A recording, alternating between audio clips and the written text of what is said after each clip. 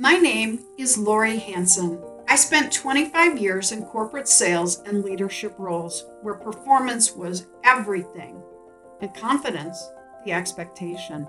Today, people call me the success whisperer because I help leaders see the potential and the confidence they don't always see in themselves. I've always loved being in front of people. As you can see, I've been entertaining since I was 4 years old.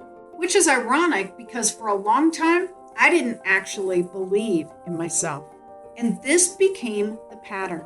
On the outside, I was achieving, but on the inside, I was struggling.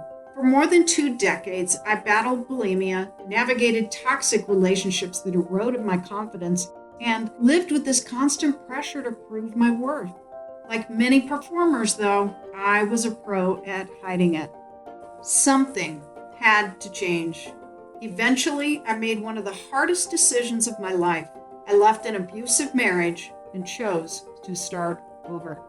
And that's the first time I began to understand something really important. Sometimes finding your voice doesn't start with speaking up.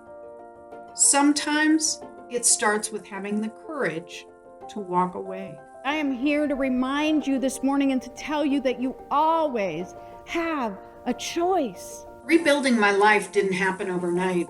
It took me years to learn how to trust myself again, find my voice, and to succeed in life. And just as things were starting to feel steady, my life shifted again. Shortly after I started my business, I lost my home. That was a hit to my confidence. And it wasn't just the house. It felt like everything that I thought defined me, the success, the security, the stability, just slipped away. For a while, I wasn't trying to lead anything. I was just trying to find my footing.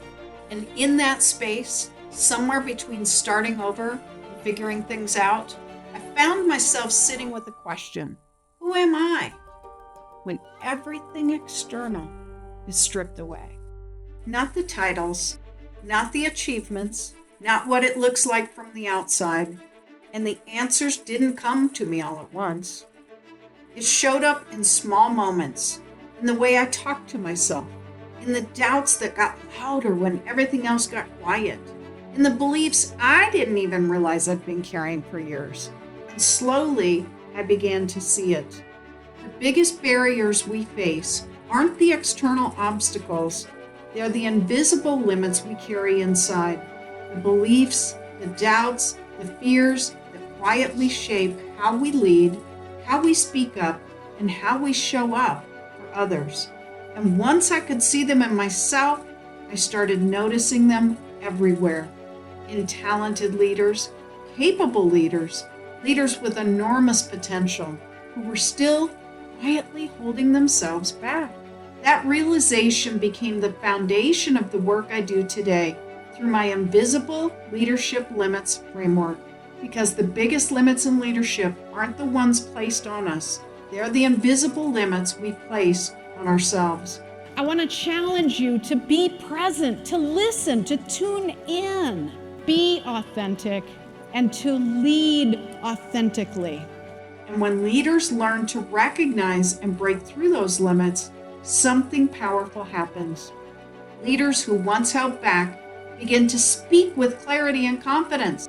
Teams that once struggled begin to trust and collaborate.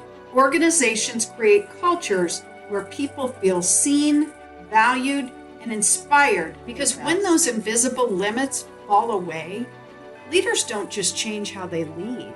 They realize they were capable of far more all along.